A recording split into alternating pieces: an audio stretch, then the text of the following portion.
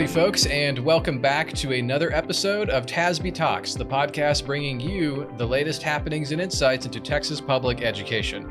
I'm your host, Matt Mitchell, Senior Communications Specialist here at TASB, and today I'm joined by Kelly Rasti, Associate Executive Director of TASB Governmental Relations, and a new guest to the show, Mark Tilley, Division Director of TASB Legal Services. Welcome, and welcome, Mark.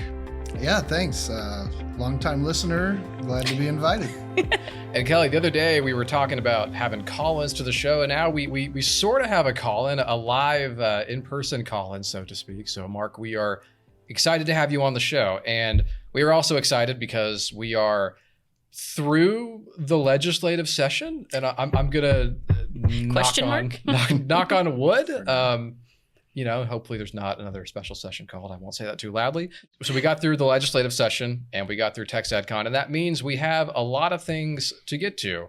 And one of those things, speaking of convention, was the State Board of Education happened to be meeting while we were at convention. And I know that's something you wanted to touch on, Kelly. So what can you tell us about that? Well, interestingly, in a typical year when we have convention, multiple members of the State Board of Education will come and do a panel so that superintendents, school leaders, and school board members have that opportunity to engage with them face to face. And it's been really nice doing that.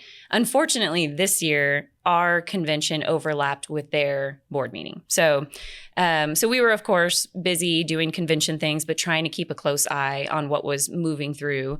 And when the listeners probably know this, but when the State Board of Education, or the SBOE, meets, they do so pretty much quarterly, and they meet over the course of a week, usually Tuesday through Friday, sometimes Monday through Friday.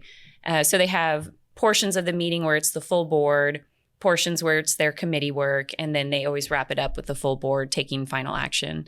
So there was a lot that was going on during those meetings. One thing that was really, well, I shouldn't say one thing, there were multiple very important pieces, but one thing that really got a lot of attention, even from the media, was the revision to the social studies framework. So I think they started that work on Wednesday, and then they really wrapped it up on Friday in that final meeting of the full board. And essentially, I've got something up in front of me that I'm going to use to try to guide what I say to make sure I'm accurate. This isn't memorized? You don't have it off the top of your head? I'm trying to get it memorized. But the graphic that I'm looking at is actually something that we sent out last week in our legislative report. So just noting that in case you aren't signed up to receive those emails, you can do it on the TASB website. And then you too can look at, what I'm looking at right in front of me.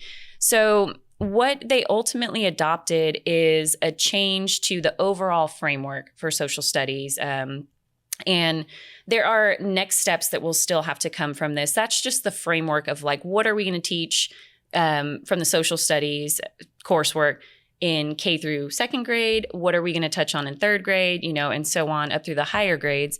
But once you have that framework in place, which we do now from this meeting, then you have to go deeper and revise the TEKS, the Texas Essential Knowledge and Skills for students for each of those grade levels and courses. So my understanding is that work will start to begin pretty quickly and should be wrapped up by June of 2026. We should have the new TEKS for these changes. And looking at all the changes that they made to the framework, my best summary of it is that we're moving from having U.S. history taught one year, Texas history taught another year, world cultures and these other courses taught kind of in a silo by grade level, to really mixing it throughout. And so they're approaching this with a chronological perspective in mind.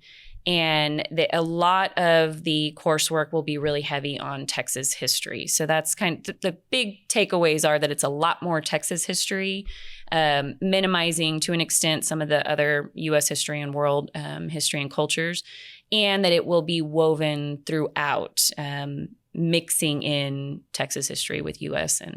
and so on. So right now, that's the best description I can give of the change. There were quite a few people who came and testified, practitioners, just members of the public. I can't recall if there was a parent. I tried to listen in while we were at convention, but I missed some parts of that public comment. But a lot of people were engaged, and members of the SBOE had a lot of thoughtful questions and discussions. And They kind of went back and forth on which model to adopt. Once they did decide on the overall framework, then they had to move on to addressing the strands, which also help you frame the TEKS moving forward. So there's a lot happening in social studies right now that I think trustees who are listening should be aware of, because this is going to have a significant impact on your teachers, not just the bulk of their work, which is actually delivering the curriculum and the content to the students, but then culminating in 8th grade with the social studies test. So I think on the last podcast, we talked about House Bill 8, which is the bill that changed STAR assessments.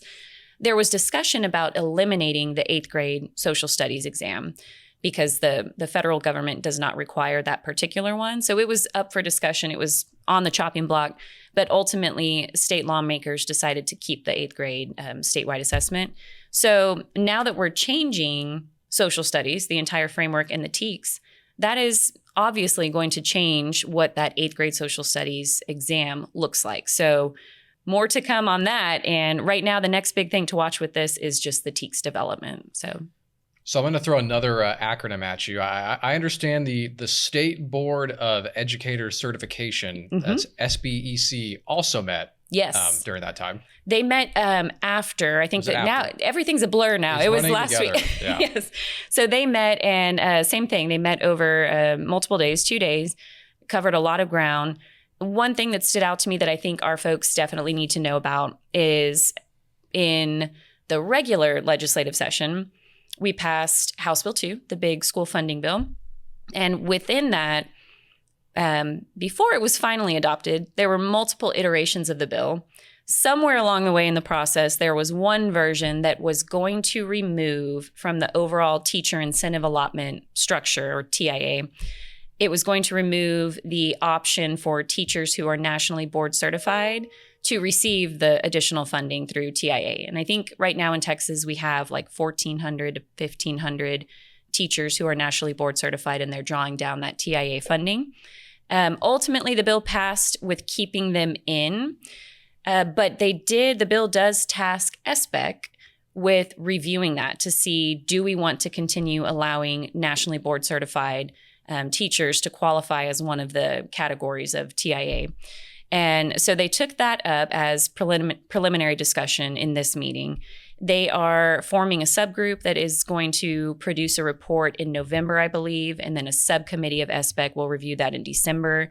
If they took no action, nationally board certified would fall off. It would essentially be revoked from being a part of TIA. So they have until, what they've said is December, they're going to come up with a recommendation. So this is for, at least for those 1,400 to 1,500 teachers, it's an immediate important item. I imagine there are probably quite a few teachers who are kind of in the pipeline of pursuing that right now. So this, for your folks back home in school districts, this is a big topic of conversation and something to keep an eye on. And if folks want to engage, now is definitely the time, because we're already almost in October and we're talking about action in November and December. Wow, this year's flying by, really flying by. And there's a lot of things happening and a lot of other things on people's mind. And one of those things is, as we look towards the interim mark, in the policy world, which is your realm, some people might think things are slowing down a little bit. That's not really the case, is it? No, things might be slowing down in Kelly's world a little bit. The pace of things at least slows down a little bit. But for us, things have been going nonstop since sine die, really. Kelly's team works so hard during the session while the bills are being developed and while they're going through the process. But once the session's over, essentially the baton is handed over from government relations to policy and legal. And shortly before the session is over, the attorneys in legal services start sort of sorting through all the bills and identifying those that have an impact on our members. And when you include all I think there were about 1,200 Senate bills and House bills filed, but when you include all the resolutions, it's closer to 3,500. And we read every bill and resolution that passes. We look at it to make sure there's not, or to satisfy ourselves as to whether there's an impact on school districts or not. And once we've gone through that process, we kind of divide the bills up among our legal staff, and we have really focused and thoughtful discussions about what the bills say, how they impact districts, how it impacts policy. Policy service is part of these conversations. Through that process, we looked at about 425 bills, and then ultimately we put together a book that is available to our members on the TASB store. I think we have about 290 bills that we identified as having some impact on school district operations, and those are summarized. So after that, we work with policy service to get all of those changes into the policy manual. And our listeners familiar with their policy manuals know that there are legal policies and there are local policies. And just the sheer volume of legislation this year, it's going to have a huge impact on school districts' policy manuals. It takes a lot of time to, what I described takes time, and then it takes time for policy to actually take those changes and to put them into the policy manual. So the update that is going to reflect all these legislative changes, it's update 126, and it actually comes out in mid-October. Districts, there's that delay just because it's that amount of work to get policies ready for our 1,000 plus members. Just based on the volume of legislation, 140 legal policies have been amended in some way. There are going to be at least 30 local policies that are kind of new for districts to look at. So we've been, just to address your question, we've been really busy since Sine Die, doing the work of taking the bills that were passed. They're bills up until they're effective, and then they're laws. And so the lobbyists kind of pass it on to the lawyers to kind of do that work. Do you have a vacation planned anytime soon, or probably not? Not anytime soon. Odd numbered years, similar to Kelly's folks. Odd numbered years, you are pretty limited in your vacation time. Now that convention is over, Tex EdCon's over, things might be opening up a little bit.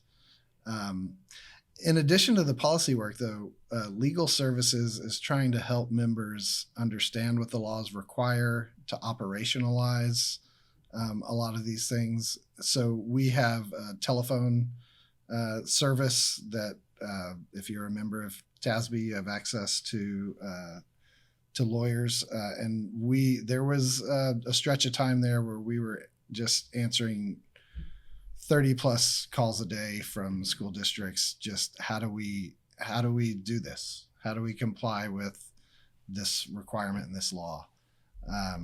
So it's a lot. And this continues. Kelly was just talking about the SBOE and SBEC. Once a statute is enacted and becomes a law, some of those have direct requirements that say the Texas Education Agency has rulemaking authority over this. So the legislators put in the statute what they want to have happen, but then the agencies have to fill in all the details and provide the rules for complying with that. And there's a delay between the law being adopted and the agency adopting rules. That's what Kelly's describing is the rulemaking process. SBEC will propose a rule. All state agencies are required to post their proposed rules in a publication called the Texas Register.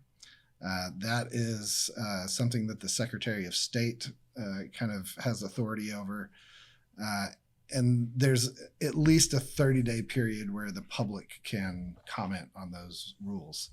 So any one of our listeners here can and should submit comments whenever there are proposed rules that they're concerned about.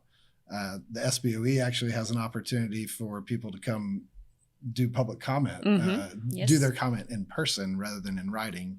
You can choose to do either. One of the things that we do here at TASB in legal and policy, we work with GR to sometimes write letters to those agencies on their proposed rules to point out issues that, may be difficult for implementation. There may be some things that are not in compliance with other laws. So we kind of try to help the agencies adopt good rules. But that takes time. And so we're now getting the statutes into policy, but then there'll be a wave of all of these administrative rules being adopted months from now that'll be in future updates and that will flesh out and provide more detail on the statutes that were passed. So while the session is over, the work related to policy just has started, and we'll basically keep going, maybe taper off a little once we get closer to the next legislative session, and then we start it all over again. Well, on behalf of everyone, I'm going to say thank you for the work that you all are doing now. Thank you for the work you're going to be doing in the future. And you mentioned rules, and that's kind of a good segue into our next topic, Kelly, because recently the Texas Comptroller, he proposed rules for the new ESA vouchers program. And Yes. so what can you tell us about that? Sure. That comment period just closed over the weekend. So he proposed rules for enacting this new education savings account or voucher program. We gave that a close look, and we worked with Mark and his team to see if there were any areas where we could help the agency smooth some things out. And there were. So we drafted and sent a pretty lengthy letter, which we can send this week in our legislative report in case folks want to dive in and read all the details.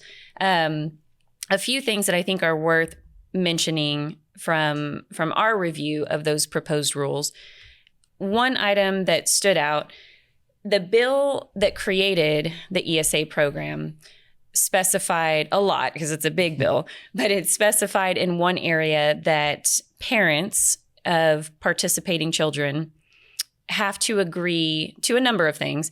One of those was that you cannot sell items that you purchased with the ESA funds. And that's not a direct quote, but it's pretty much, that's what it says in the bill.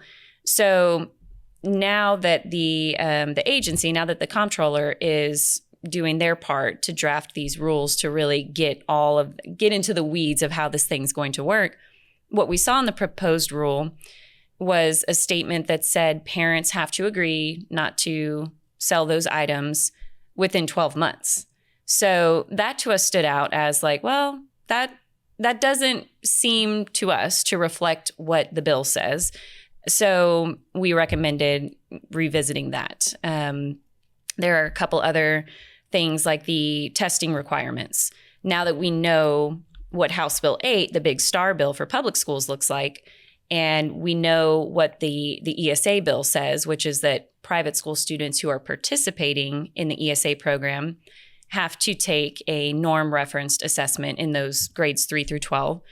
So now that we have the House Bill 8 details, we recommended in our response to the proposed comments that participating students in the ESA program, that their norm referenced assessment to satisfy the requirements match those that are offered to public school students. So that would be currently STAR, or whatever the STAR replacement will be called, or that new list, if you listen to our previous podcast, that new list that the comptroller will approve of additional norm referenced exams for beginning and middle of year assessment. So there are a number of items that for folks who are going to continue to follow the ESA rollout and implementation, this part of the process, the rulemaking, is pretty important.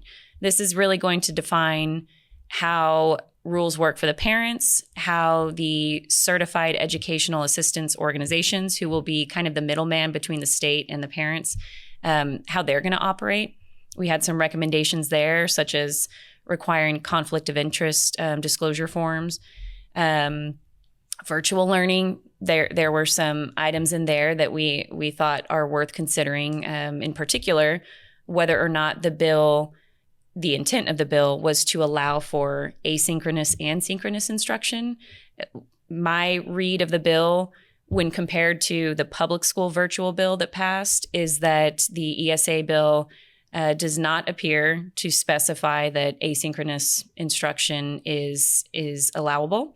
The rules provide that it is allowable, though. So a lot of details to consider. And to Mark's point, if you are engaged in the advocacy process, or if you are kind of dipping your toe in and maybe thinking like, well, darn, now we're out of the session, so there's nothing I can do. Think again. Think again. Absolutely. There is a lot that you can do. You can absolutely receive alerts for the Texas Register, which Mark was talking about. That's where you can see all of the proposed rules. And you can, those come out every Friday, I think. Every Friday. And sorry to interrupt. Oh, no worries. Go ahead. You've got to keep an eye not just on TEA and SBOE and SBEC, but the comptroller is promulgating these rules. Yes. There are rules from all kinds of agencies that impact schools, Health and Human Services. The new Cyber Command eventually. The DIR, the Department of Information Resources. So there's a variety of sources of these agency rules that, they say the devil is in the details. Well, these are the details that come after the session that really have even more of an impact on district operations than maybe the statute itself does. Well, so many things to look through, so many things to be following as we are entering the interim. And there may be a lot, but TASB Talks will be back to bring you all that information. Mark, it sounds like we'll need to have you back on a few times, maybe. I'd be happy to come. And all that free time. Yes, all the free time you have. I'm sure you'll fit this in a couple more times. But on that note, Mark, thank you for being here. Kelly, thank you for being here. And thank you to our listeners again for tuning in. We appreciate it. We appreciate the views, the subscribers, the listens. And as always, you can find us on YouTube and Spotify and Apple and wherever you get your podcasts. But thanks again for being here, y'all. Thank you so much. Thank you for having me.